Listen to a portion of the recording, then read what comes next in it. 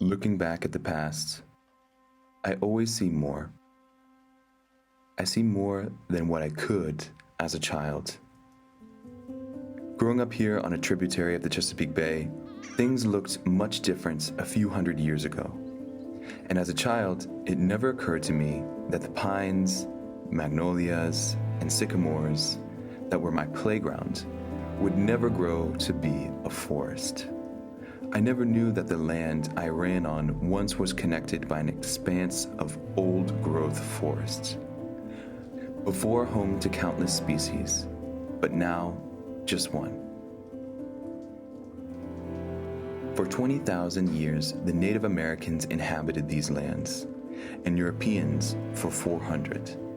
What we see today is not normal on the scale of time, but it is normal for people like me who grew up seeing parking lots instead of forests.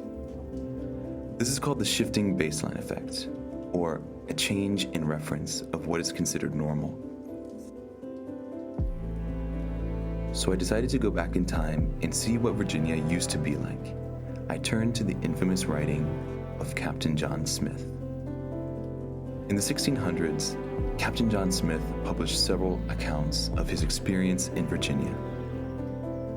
The slender saplings that are forced to grow in patches we see today cannot be called forests compared to the giants that once lined the shores of our waters and marshes. Smith reported baldcypress trees 18 feet around at their base and 80 feet tall without a single branch. Some were large enough to build a canoe for 40 men. Baldcypresses are the redwoods of the East and longest-lived trees of Virginia. I've never even heard of them. Where are they now? This was a land of old-growth forests, high in biodiversity. Today's woods are a habitat that is dead in comparison.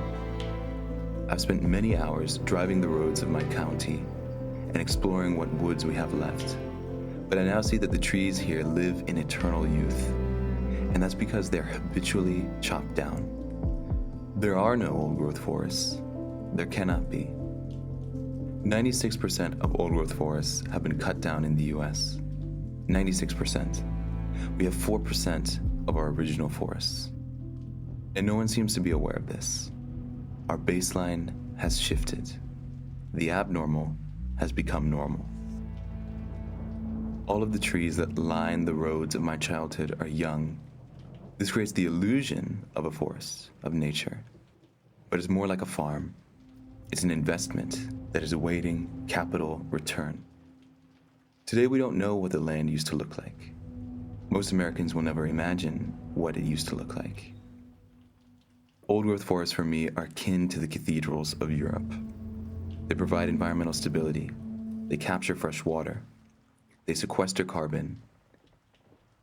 They give the lands a soul. We could have chosen another path. The Native Americans largely left these lands undisturbed. They developed some land for farming, but never destroyed their forests. What I would give to see an old-growth oak. I now see that these young trees will be harvested soon, that they will never become a forest. I see this and I cannot unsee this, because I really thought that I was living in the country before. But now I know that I'm living in an artificial, man-made world. But it doesn't have to be this way. If there's one thing I've learned from trees, it's that the smallest seed can grow into something incredible.